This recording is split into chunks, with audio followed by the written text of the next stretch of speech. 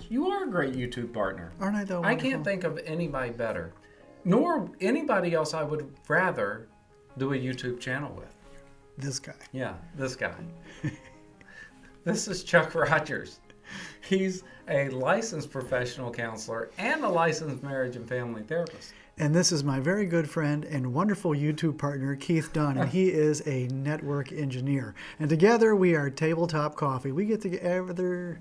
Let's try that again. You did that last week. I did. You did. This has become difficult for me. We get together every Wednesday to produce a video, trying to do life, right? Yeah, being bold and never ever bitter. Never bitter. And tonight we're going to talk about how it is that 4% of the gifts that you buy for Christmas go directly into the trash. Into the trash. Into the trash. Stay tuned. We'll talk about it. A week or so ago, you sent me an article talking about this. Talking about Christmas and really minimalize. That's such a hard word. That's a difficult word. Being a minimalist. There you go. I like that. Being minimalist. Better. Yeah.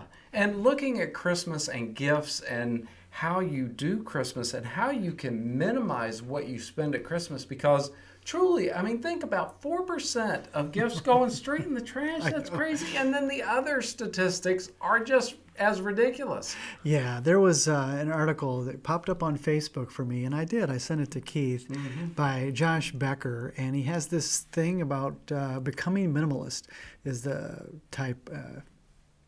Is the article title.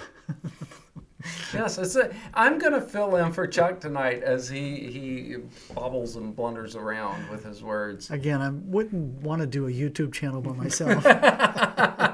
No, he needs me. He needs me to finish sentences for him. Josh Becker from Becoming Minimalist put out this article. How's that? Yeah, I like it. So much better. I put out these really interesting stats about Christmas.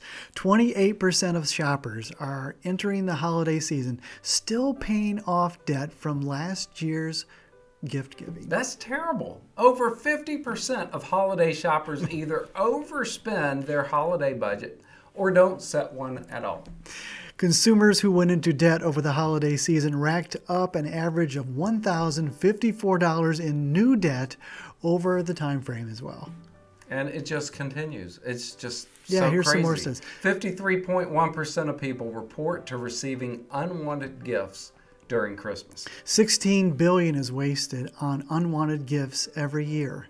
Some reports indicate up to 18% of gifts are never used by the person who receives them. And 4% go directly into the trash. Oh my goodness. So we need to do something different. I know, when I read that to Kim, we were both laughing out loud. Can you imagine opening your gift and then it just goes, 4% of the time it goes directly into the trash? You know, I look at Christmas gifts that I've gotten over the years because, you know, we've got a few years on us, at least 18 or 19 Christmases behind us up to this point. And I have gotten a lot of gifts that I would sit back and say, what am I going to do with this? Now, I'm not one person who's ever regifted. That's another topic altogether. Guilty, I've done that. Have you? Okay. But I can't remember anything that I've just thrown away. So I don't think I'm in that 4%. But I do have a lot of things that I don't really use from people over the years. Yeah. So Kim and I, several years ago, decided that we weren't going to buy gifts for one another at Christmas anymore.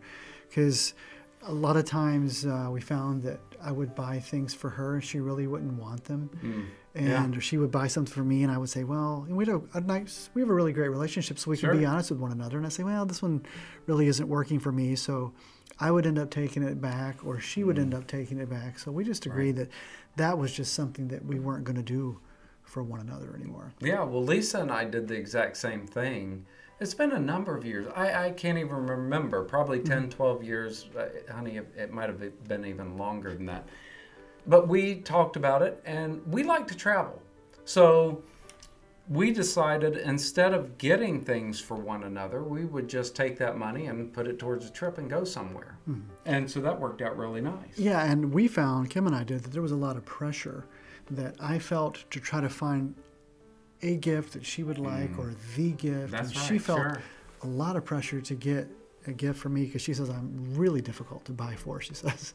Yeah, I think that's good. So really the takeaway on this, not just for a spouse, but I think we could carry this into other relationships, is to just sit down and talk to the person or people who you are gifting. Yeah, I think that's great. And just say, has it really been good gifts over the years? Is there something we could do different? Yeah, say, are you comfortable with what we're currently doing, or do you have any other ideas about what you would like to try going forward? Have an honest conversation about, is it working for you? That's right. And is it working for you? And then maybe brainstorm what you can do. Yeah, I think that's good. Yeah, I think that would relieve a lot of pressure for a lot of folks.